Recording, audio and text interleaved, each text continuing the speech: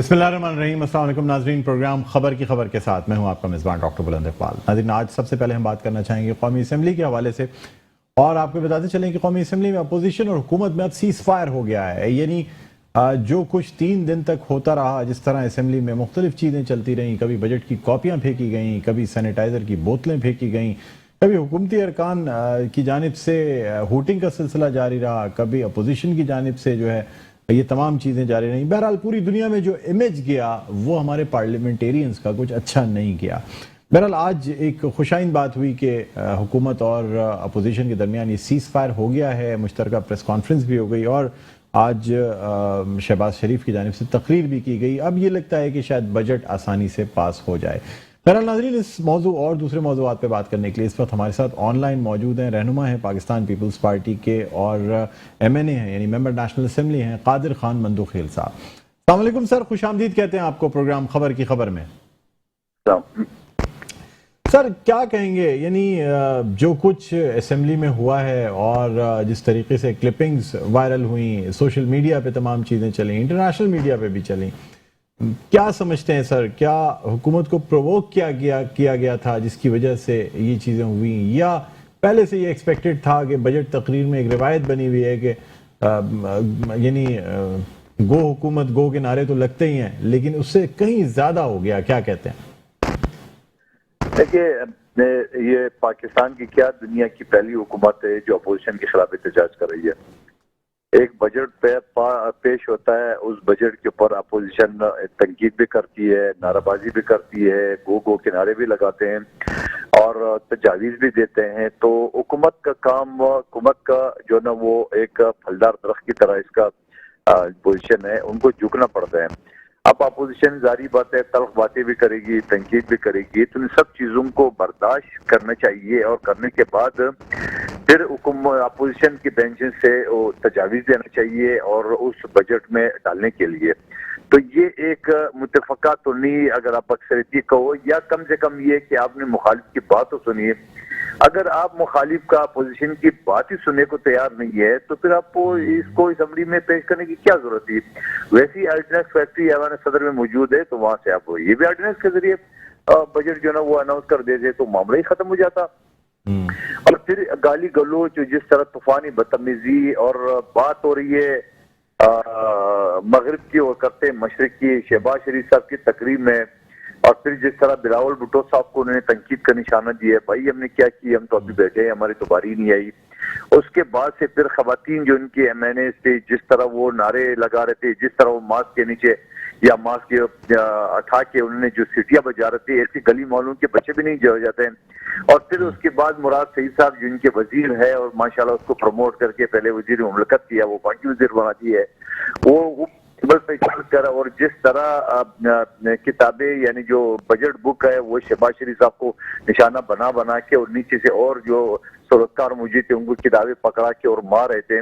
और फिर इस तरह शरी मजारी साहिबा जो कि इंसानी हुकूक की वो वजीर है, वो जिस तरह तूफानी बदतमीजी कर रही थी, इस तरह दूसरे वजीर। लेकिन अफसोस की बात यह है कि जहाँ स्पीकर ने जो ना वो जिनके दाखिले पे 6 लोगों पर दाखिले पाबंदी लगा दी है, 7 लोगों के, उनमें से किसी वजीर का नाम मौजूद नहीं है। तो वजीर के साथ साथ उन्होंने जिस तरीके से जो ना वो सब वजीरों को बचा के और फिर 3 अपोजिशन से नाम लेके खानापुरी के लिए, 3 अपनी तरफ से लिख के, और फिर पीपल्स पार्टी की आगा रफीला को जो कि उसका ताल्लुक नहीं किस चीज से, उसको भी नाम डाल के। तो मैं समझ रहा हूँ कि हुकूमत और स्पीकर का होता जो ना एक कस्टोडियन का होता है, और ये कस्टोडियन का जो हालत है वो आपके सामने। इससे पहले डिप्टी स्पीकर थे, इसी तरह धड़ाधड़ जो है ना बगैर सुने बगैर काउंटिंग के वो बिल पास कर रहे थे, और पास LOG पास हो गया, LOG तादाद ज्यादा हो गया, और इस तरह आज स्पीकर ने या 3 दिन से करा है। तो मैं समझ रहा हूँ कि ये पाकिस्तानी अवाम को और अवाम के टैक्स के ऊपर जो मुझे और दूसरे MNA साहिबान को हवाई जहाज के टिकट मिलते हैं और यहाँ पे लग्जरी फ्लाइट दिए हुए है और वहाँ 1 अरबों रुपए की असम्बली बनी हुई है, उन पे करोड़ों रुपए के खर्चे रोज के होते हैं, तो क्या इस दिन के लिए है? और गरीब आवाम हमारे जहाँ वो 1 चीनी की किलो के लिए जो लाइन से लगते हैं, जहाँ 1 आटे की थैले के लिए वो लाइन पे लगते हैं। तो मैं क्या कहूँगा, ये रियासत मदीना के दावेदार क्या इस मैच पे पहुंच जाना था? और फिर जारी बात है, अगर ये सब कुछ आपने करना था, आप बताओ पिछले 2.5 साल में आपने आवाम के लिए क्या किया। मैं कहता हूँ अभी मैं कई टॉक शो से, कल परसों आज 2-3 टॉक शो से किसी पीटीआई के रहनुमा ने ये नहीं बताया है कि उन्होंने महंगाई पे कितना काबू पा लिया है। क्या नवाज शरीफ साहब के दौर में, मैं पीपल्स पार्टी की बात नहीं करूँ तो और कम थी, नवाज शरीफ साहब के दौर में जो 50-55 चीनी थी आज 100 रुपए से ऊपर नहीं होगी। क्या चीनी आटा स्कैंडल के जो लोग थे, पहले कमीशन बनी, कमीशन के बाद फिर वो FIR वगैरह दर्ज हुई, मुकदमात हो गए, और मुकदमात के बाद जो उन्होंने किया है, तो मैं समझ रहा हूँ ये सारी चीजें जो ना वो एक मैं समझ लो कि आवाम को धोखा देने के बराबर है और पाकिस्तानी आवाम की जज्बात को खेलने के बराबर है। सर मुझे ये बताइएगा कादिर खान साहब कि ये जो लोग आप कह रहे हैं कि हुकूमत की जानिब से, यानी हुकूमती बेंचेस से जो कुछ किया जा रहा था, सर सीजन पार्लियामेंटेरियंस कर रहे थे या जो नए इस वक्त असेंबली में 2018 के इलेक्शन के बाद आए उनकी जानिब से ज्यादा कुछ किया जा रहा था? देखिए बात ये होता ना, आपको हर बात यही होता है, जैसे आपने सवाल उठाया है, अगर इनसे एक बात पूछे तो बोले आप फलानी किया फलानी किया। अरे भाई आप तो इंसानियों, आप तो रियासत मदीना के दावेदार थे, ठेकेदार थे, आपने क्या किया आप अपना बताओ। बात ये होता ना, ये सारी चीजें करके आप क्या करना चाह रहे थे उसमें।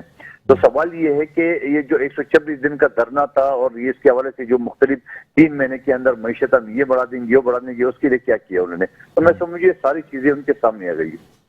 ठीक। अच्छा सर, कुछ आपसे बात कराची के हवाले से भी करना चाहेंगे। कराची में मुख्तलिफ जगहों पर जहाँ गैर कानूनी तजावुजात थी सर, उनको मिसमार किया गया है और अब एक नया सिलसिला शुरू हो गया है पाकिस्तान पीपल्स पार्टी और मुत्तहिदा कौमी मूवमेंट पाकिस्तान के दरमियान। एक तरफ पाकिस्तान पीपल्स पार्टी की जानिब से यह कहा जाता है कि शहर में चाइना कटिंग का सिलसिले का आगाज या जो चाइना कटिंग कराची में मौजूद है, ये तमाम तर इसका जो जिम्मा है वो मुत्तहिदा कौमी मूवमेंट पाकिस्तान की सर जाता है। लेकिन मुत्तहिदा का कहना यह है कि ये इसमें से जो मेजॉरिटी इंक्रोचमेंट है या जिन चीजों को मिसमार किया जा रहा है, ये फ़हीम उज़ ज़मान साहब के जमाने में या पाकिस्तान पीपल्स पार्टी की वजह से ये तजावुजात हुई हैं। क्या कहते हैं साहब? देखिए बात ये होता है ना, तजावुजात तो सबसे ज्यादा जो खासकर अगर मैं NA-249 की बात करूं, बल्दिया की बात करूं, तो यहाँ सबसे ज्यादा जो तजावुजात है वो उसके दौर में हुए थे मुस्तफा कमाल साहब के दौर में।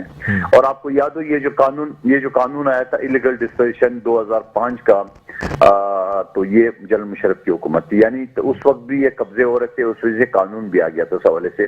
तो आप वो कैसे कह सकते हो कि हमारे दौर में हुआ, ये तो जनरल मुशर्रफ के दौर में कानून का हवाला दे रहा हूँ, मैं वकील हूँ, मैं आपको कानून का दौर इलीगल डिस्पोजिशन एक्ट कब आया था? 2005 में, 2005 की 6 में। तो अब ये बताओ कि जनरल मुशर्रफ की हुकूमत थी, यानी कानून से फिर मुस्तफा कमाल साहब के दौर में जो सरकारी एसटी वगैरह कमर्शियल प्लॉट थी उससे सारे इनके लोगों ने कब्जे कर दिए, जो कि मुंह बोलता सबूत है हर जगह पे। तो ये सारी चीजें मैं कहता हूँ नहीं होना चाहिए, चाहे किसी के दौर में, चाहे अगर हमारी तरफ भी आप उंगली उठा रहे, नहीं होना चाहिए। अभी सुप्रीम कोर्ट जो इस तरह से केस चला रहा है और जिस तरह कर रहे हैं, और लेकिन मैं ये भी कहूंगा कि इसमें जो अल्टरनेट भी उसको देना चाहिए, खासतौर में गरीब आबादी की बात करो कि जहाँ गरीब आबादी है वहां उसको वो भी होना चाहिए उस हवाले से। सर सुप्रीम कोर्ट के वाज़ेह अहकाम आते हैं कि ये जो अल्टरनेट या मुतबादिल जगह या जो कुछ कंपनसेशन या रिलीफ देना है, ये या तो सर या तो उस जगह का मालिक है जिसने ये गलत तरीके से लोगों को बेचा, या तो उसकी जिम्मेदारी है, या सिंध हुकूमत जो है ना वो फिर क्योंकि अलॉटमेंट गलत हुई है और चीज़ों को कानून से हट के अलॉट किया गया है, इसलिए सिंध हुकूमत जो है ना इसको अकोमोडेट करे। इसमें सर क्या कहते हैं आप? क्या आपकी हुकूमत की जानिब से?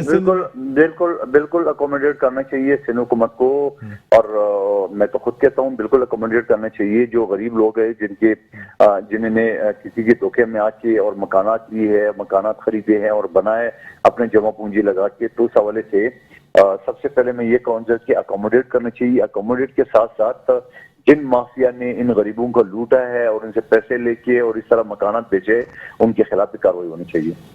सर तो इस हवाले से सिंध हुकूमत कोई काम कर रही है कि जो लोग इसमें मुलव्वस हैं, जिन्होंने गलत अलॉटमेंट? बिल्कुल मैं मुतालबा करूं, आपके सवाल से पहले ही मैंने कह दिया कि न सिर्फ लोगों का अकोमोडेट करना चाहिए, बल्कि जिन माफिया ने इनको ये मकानात बेचे उनके खिलाफ कार्रवाई होना चाहिए, बिल्कुल होना चाहिए। 100% मैं तो हिमायत कर रहा हूँ। और बिल्कुल जो इलीगल कंस्ट्रक्शन है और बिल्डिंग कंट्रोल के अफसरान के खिलाफ जिसने परमिशन दी है, जिसने पैसे बटोरे हैं, उनके खिलाफ भी कार्रवाई होनी चाहिए। बात ये होता है ना, एक गरीब आदमी जो मकान पे बैठा हुआ है उसके खिलाफ तो आप कार्रवाई, और उसके खिलाफ तो उसके घर तो आप तोड़ रहे हैं, मगर आप ये नहीं करें कि उसने किस हालत में कर लिया, किस लिए, उसको कौन जिम्मेदार है। यकीनन होना चाहिए, इसके जिम्मेदारान का वो होना चाहिए और इनके खिलाफ कार्रवाई होनी चाहिए। ठीक है सर, बहुत बहुत शुक्रिया कादिर खान मंदोखेल साहब, आपने हमारे प्रोग्राम के वक्त निकाला। नाजरीन, रहनुमा पाकिस्तान पीपल्स पार्टी और member National Assembly Qadir Khan Mandokhel हमारे साथ मौजूद थे। यहाँ एक वक्फा लेना चाहेंगे, वक्फे के बाद दोबारा आपकी खिदमत में हाजिर होते हैं। देखते रहिए प्रोग्राम खबर की खबर। नाजरीन, वेलकम बैक। एक दफा फिर आपको खुशामदीद कहते हैं प्रोग्राम में खबर की खबर। मैं हूं आपका मेजबान डॉक्टर बुलंद इकबाल। नाजरीन, अब हम कुछ बात करना चाहेंगे जो तजावुजात जिनका खात्मा किया जा रहा है सुप्रीम कोर्ट के हुक्म पर, यानी anti encroachment department Karachi metropolitan corporation का जो काम कर रहा है, इसके अलावा कमिश्नर कराची की जानिब से भी मुख्तलिफ टीम्स जो हैं वो डिप्यूट की जा रही हैं और तमाम वो जगहें जहाँ सुप्रीम कोर्ट के वाज़े अहकामात मौजूद हैं वहाँ पे जो तजावुजात हैं उनको मुनज़्ज़म किया जा रहा है और इन तजावुजात को ख़त्म करने का बहुत जल्द ऑर्डर दे दिया गया, यानी इसको जल्द से जल्द मुकम्मल करना है।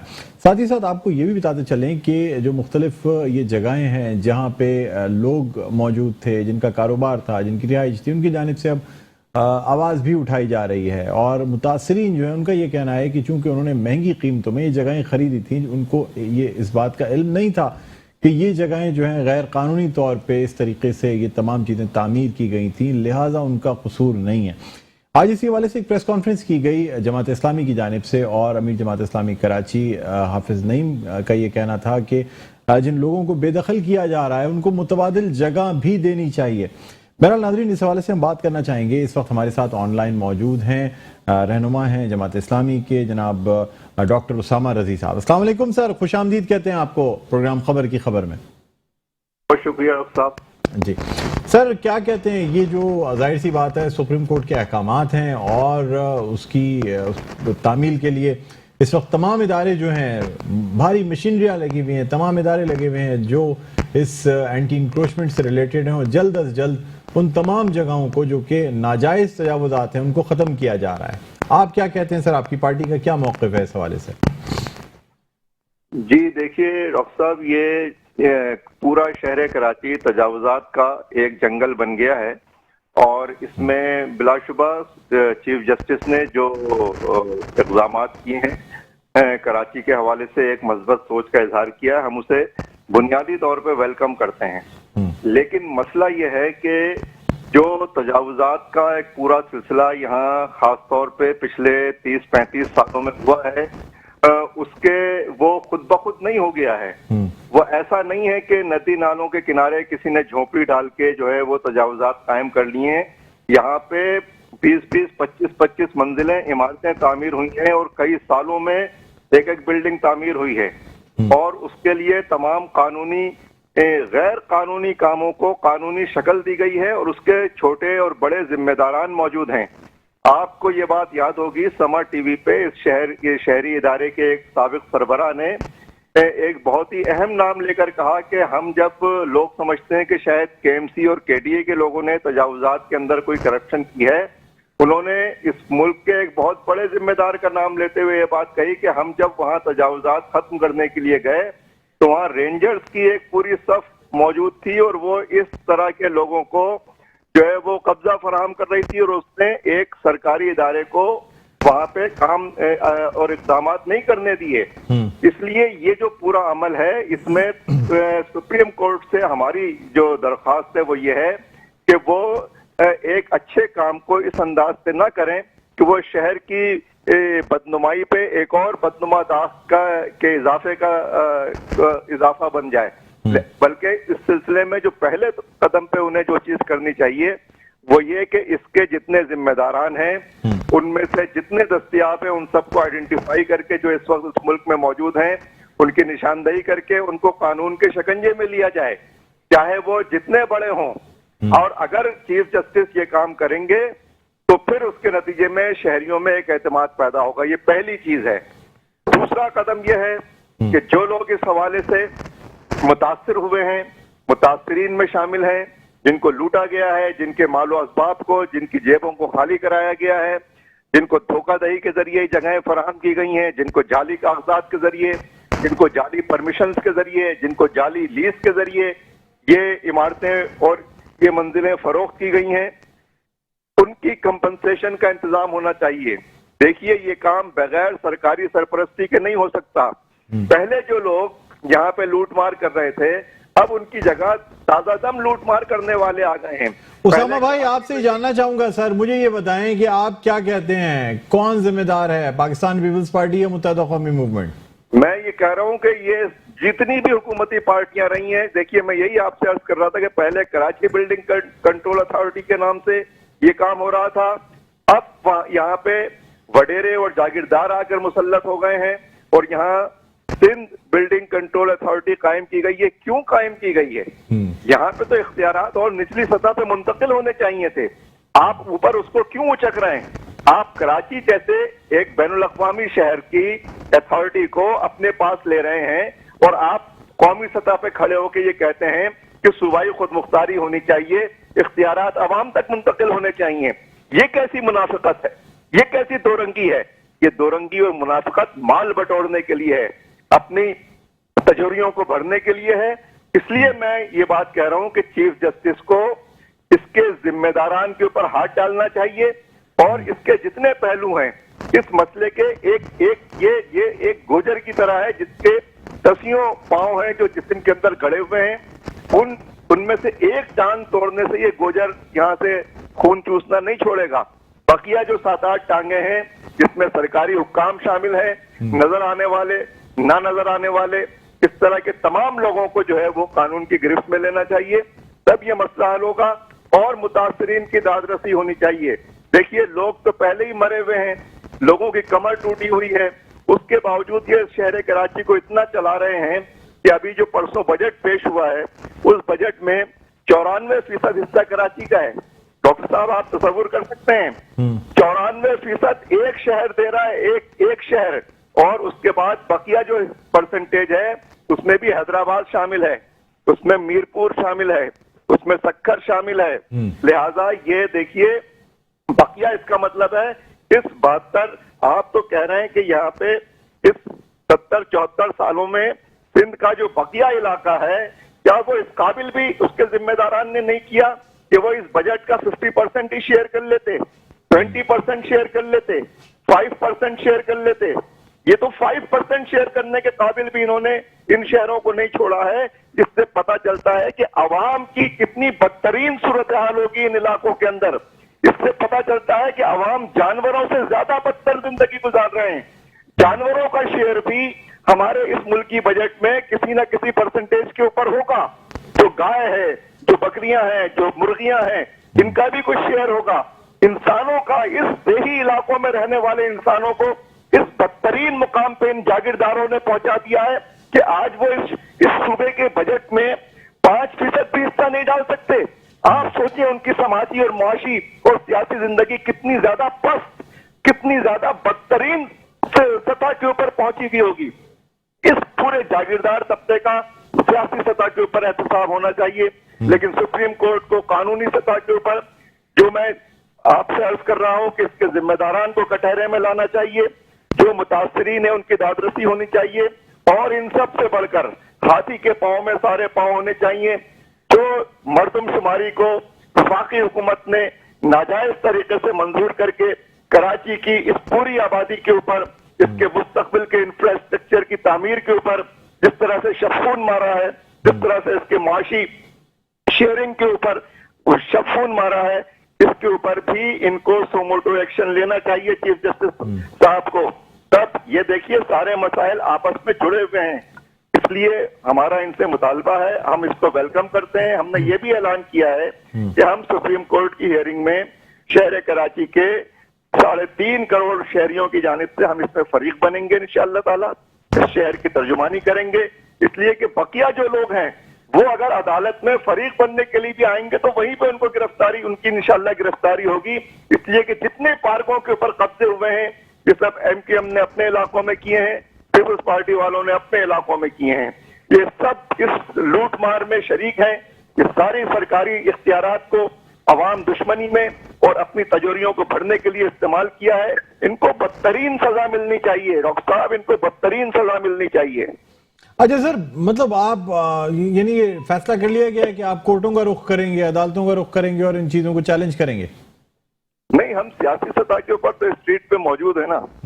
देखिए अदालतों की जानिब से कोई फाल और इंसाफ और दादरसी वाला कोई किरदार सामने नहीं आ रहा था। इसीलिए मैंने आपसे अर्ज किया कि चीफ जस्टिस के इस कैरेक्टर को हम वेलकम करते हैं, उनके इस जज्बे को खुशामदीद कहते हैं, लेकिन सिर्फ तोड़ दो, मसमार कर दो, गिरा दो, ये मसला सिर्फ इतना सा नहीं है कि आप यहाँ 4 दिन के लिए आए और कहें कि वो भी गिरा दो, ये भी गिरा दो, वो भी गिरा दो, बस उसके बाद तो मसला उससे पहले भी कुछ है। डॉक्टर साहब, कोर्ट के ऑर्डर्स हैं, इसलिए मैं इसमें कुछ नहीं कह सकूंगा, क्योंकि जाहिर सी बात है कोर्ट के ऑर्डर्स हैं, और जब कोर्ट के ऑर्डर्स होते हैं तो उसकी तकमील करना सबका जो है ना, सबकी जिम्मेदारी बन जाती है, जो मुताल्लिका इदारे हैं। नहीं, मैं ये नहीं कह रहा, मैं ये नहीं कह रहा कि हम उसको तस्लीम नहीं कर रहे। मैं ये कह रहा हूं कि जो मसला है उससे पहले भी कुछ चीजें हैं, उसके बाद भी कुछ चीजें हैं, उसका सयाक व सबाक है, वो भी एड्रेस होना चाहिए। वरना फिर वही होगा कि गुजर नाले से आप लीज शुदा मकानों को गिरा के छोटे छोटे मासूम बच्चों को बेघर कर दें, उनके सर से उनकी तंग व तारीख जिसे कहते हैं। डॉक्टर साहब, आप ये नहीं समझते कि अगर सर इन तमाम चीजों का फैसला अभी किया जाता कि कौन जिम्मेदार है, कैसे मुतबादिल जगह फराम की जाए, क्या कुछ किया जाए, तो सर मजीद 10 साल और लग जाने थे सिर्फ इन केसों का फैसला होने में। इसको ये तो एक महकमा कर रहा है ना डॉक्टर साहब, कोई पूरे मुल्क में फैले हुए लोग थोड़ी हैं। एक कराची बिल्डिंग कंट्रोल अथॉरिटी थी, एक सूबाई बिल्डिंग कंट्रोल अथॉरिटी, एक डिपार्टमेंट है खाली। जब आप उस डिपार्टमेंट को पकड़ेंगे तो ऊपर और नीचे के जितने सांप और बिच्छू हैं वो खुद ही सामने आ जाएंगे। ये कोई लंबा चौड़ा मसला थोड़ी है ये। अच्छा, आप ये कहने का मकसद ये है कि इसको भी साथ साथ चलाना चाहिए था, लेकिन सर हो सकता है अभी इस मामले को भी जब ये दरखास्तें फाइल हों सर, और आपकी जानिब से भी होंगी, जो मुतासिरीन है उनकी जानिब से भी होंगी। एक बात और ऐड कर दूं, हम इसमें सिर्फ ये बात देखिए, अगर आप ये काम सिर्फ इतना सा करके आप चले जाएंगे तो जिन लोगों ने अब तक किया है ना, तो उनकी तो मौजें हो जाएंगी। वो तो अब नए ज्यादा रेट के साथ यही काम करेंगे, उनको ताजा दम जमीनें खाली मिल जाएंगी, कल को फिर वो यही काम शुरू कर देंगे। इसलिए इसके जिम्मेदारान के ऊपर का तयन और उनकी सजाएं जरूरी हैं। ठीक है, बहुत शुक्रिया डॉक्टर साहब, आपने हमारे प्रोग्राम के लिए टाइम निकाला। नाजरीन, डॉक्टर उसामा रजी, रहनुमा जमात इस्लामी, हमारे साथ ऑनलाइन मौजूद थे। एक वक्फा लेना चाहेंगे, वक्फे के बाद दोबारा आपकी खिदमत में हाजिर होते हैं। देखते रहिए प्रोग्राम खबर की खबर। जी नाजरीन, वेलकम बैक। एक बार आपको खुशामदीद कहते हैं प्रोग्राम में खबर की खबर। मैं हूं आपका मेज़बान डॉक्टर बुलंद इकबाल। नाज़रीन, हम बात करना चाहेंगे इस वक्त जो आज सईद गनी ने प्रेस कॉन्फ्रेंस की, और उनका ये कहना था कि शहर में जिस तरीके से कब्जा किया गया, या सुप्रीम कोर्ट की जानिब से जो कुछ कहा जा रहा है कब्जा करके शहर को यरगमाल बनाने की बात की जा रही है, वो दुरुस्त है, लेकिन उन्होंने ये सवाल उठाया कि आखिर किसने इस तरीके से शहर पे कब्जा किया। साथ ही साथ उनका ये भी कहना था कि 3 सूबाई हुकूमतें और हैं और एक विफाकी हुकूमत है। तमाम सूबाई हुकूमतों की और विफाकी हुकूमत की कारकर्दगी अगर देखी जाए और उसका मवाजना सिंध हुकूमत से किया जाए, तो सिंध हुकूमत की जो कारकर्दगी है वो सबसे बेहतर है। साथ ही साथ उन्होंने कहा कि सिंध में सबसे ज़्यादा यूनिवर्सिटियाँ बनाई गई, इसके अलावा तरक्याती काम किए गए। तो अगर सिंध में तरक्याती कामों को देखा जाए, सिंध के बजट को देखा जाए, तालीमी इदारों को देखा जाए, तो सिंध की कारकर्दगी बाकी तमाम सूबों से बेहतर है। इसी हवाले से हम बात करना चाहेंगे। इस वक्त हमारे साथ ऑनलाइन मौजूद हैं रहनुमा मुत्तहिदा कौमी मूवमेंट पाकिस्तान, जनाब साजिद साहब। अस्सलाम वालेकुम साजिद भाई, खुशामदीद कहते हैं आपको। जी वालेकुम सलाम। साजिद भाई, मुझे बताइएगा सर कि ये जो आज प्रेस कॉन्फ्रेंस की गई सूबाई वजीर सईद गनी साहब की जानिब से, और उसमें साफ अल्फाज में कहा गया कि जी शहर को यरगमाल बनाया गया, कब्जे किए गए, मुत्तहिदा कौमी मूवमेंट की जानिब से ये तमाम कार्रवाइयाँ की गई। अच्छा, इल्जाम भी वो लगा रहे हैं कि जिन्होंने इस पूरे सिंध को तबाह किया है। अब मिसाल के तौर पर सईद गनी साहब ने इल्जाम भी लगाया है कि कराची में कब्जे किए एमकेएम ने। जिन लोगों ने कब्जे किए उनको तो एमकेएम ने बाहर कर दिया एमकेएम से। अच्छा, इसके अलावा क्या सईद गनी साहब भूल गए ये कि उज़ैर बलोच के जरिए, गैंग वॉर के जरिए, लियारी गैंग वॉर के जरिए किस तरह से बिलावल साहब जो उनकी जहाँ रिहाइश है नफ्तन के अंदर, किस तरह से वहाँ बंगले खाली करवाए गए, लोगों से जबरदस्ती बंगले कम कीमतों पे खरीदे गए, धमकी के जरिए डरा कर, और उनको मामूली पैसे देकर उनसे बंगले जोर जबरदस्ती की बुनियाद पे ले गए। क्या सईद गनी साहब ये भूल गए? सईद गनी साहब का ये भी कहना था आज के एमकेएम ने वोट बहुत कम लिए, तो क्या सईद गनी साहब ये भूल गए कि आज पाकिस्तान पीपल्स पार्टी सिर्फ सिंध के रूरल एरिया तक महदूद होकर रह गई है। पंजाब में इनका कोई अता पता नहीं है, KPK में, बलूचिस्तान में इनका कोई अता पता नहीं है। जिस तरह से भी सेनेट के इलेक्शन हुए और जिस तरह से मालो जर के जरिए खुला आजादाना इस्तेमाल करके जिस तरह सेनेट की खरीदारी पीपल्स पार्टी में की, क्या वो ये भूल गए? क्या अभी गुजशत में जो बल्दिया के अंदर इलेक्शन हुए थे वहां जिस तरह से पैसा चला है और जिस तरह से पाकिस्तान पीपल्स पार्टी के कैंडिडेट को जितवाया गया है, क्या सईद गनी साहब ये भूल गए? क्या इस तरह जीतना कहते हैं इसको? क्या इस तरह किसी भी इलेक्शन को इलेक्शन कहते हैं? फिर इसके अलावा क्या ये नहीं पता कि इस पाकिस्तान पीपल्स पार्टी की मौजूदा गवर्नमेंट ने, और जिसको तकरीबन 13 साल हो चुके हैं सिंध के अंदर रूल करते हुए, क्या कराची को ये ट्रांसपोर्ट दे सके? जबकि इनके आने वाले इस 13 साल में जितने भी वजीर ट्रांसपोर्ट गुजर चुके हैं, आकर जा चुके हैं अपने मनसब से, सब ने ऐलान किया, किसी ने 1000 गाड़ियों का, किसी ने 500, किसी ने 100 का कहा, किसी ने कहा महीने में आ जाएंगे, किसी ने कहा 2 महीने में, किसी ने कहा साल में, लेकिन आज तक कराची को ट्रांसपोर्ट देने में नाकाम हो गया पाकिस्तान पीपल्स पार्टी। इसके अलावा कराची के water and sewerage board Karachi के हाथ में है, लेकिन कराची में हेड एंड माफिया का राज है, वो तमाम पीपल्स पार्टी के लोगों की सरकर्दगी में, अंडर में पाकिस्तान कराची के पानी को चुरा कर बेचा जा रहा है। इसमें पाकिस्तान पीपल्स पार्टी के लोग इन्वॉल्व हैं। फिर साजिद भाई, अभी आपने कहा कि जिन लोगों ने कब्जा किया उनको पार्टी से निकाल दिया गया मुत्तहदा से, तो इसका मतलब आप ये बात मानते हैं कि जो लोग इस वक्त पार्टी में नहीं है उन्होंने चाइना कटिंग की है शहर में? देखिए, एक बात रफत तय है और एक बात वाज़ा भी है। मिसाल के तौर पर अगर चाइना कटिंग हुई भी तो ये गुज़श्ता 5-7 साल पहले ये काम हुआ है कराची के अंदर। लेकिन क्या कराची के जो पहाड़ हैं और टाउन के, कराची के मुख्तलिफ तकरीबन 2500 देहात हैं कराची से, जिनको अर्बन के साथ लिंक कर मिला दिया गया है 2500 देहातों को।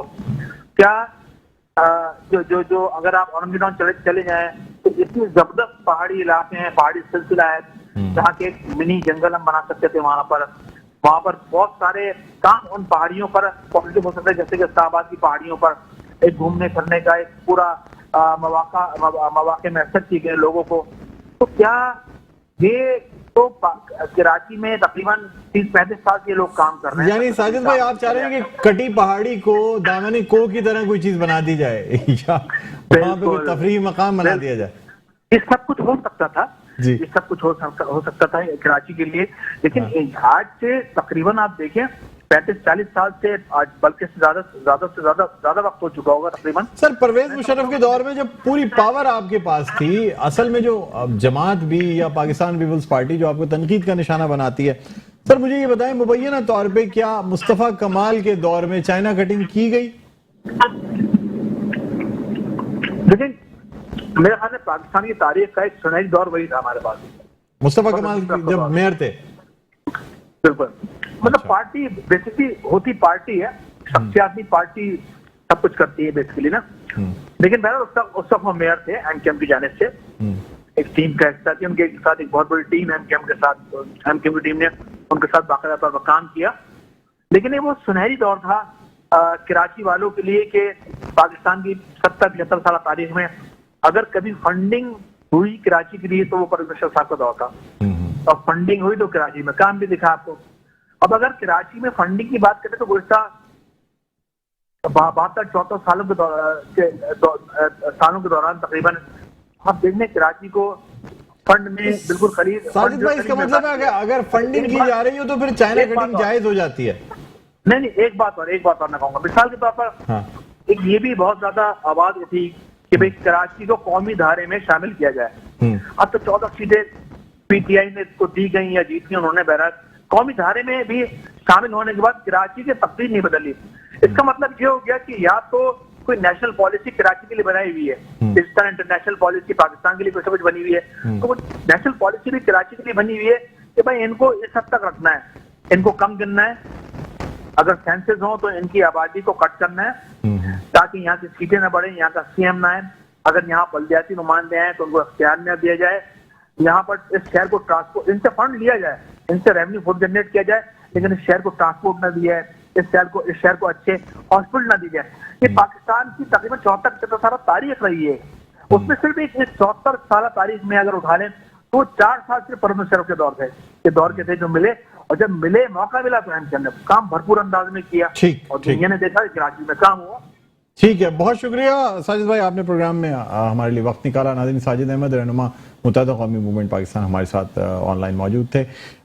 उम्मीद करते हैं कि ये जो लोग हैं मुतासरीन, इनकी भी दादरसी हो जाए और जिस तरीके से सुप्रीम कोर्ट के अहकामात हैं तो तमाम जो शहर है वहाँ से तजावुज़ात का ख़त्मा हो सके। इसी के साथ नाज़रीन प्रोग्राम का वक्त अपने अख्ताम पर पहुँचता है। मुझे बुलंद इकबाल को इजाज़त दीजिए। अपना बहुत ख्याल रखिएगा। अल्लाह हाफ़िज़।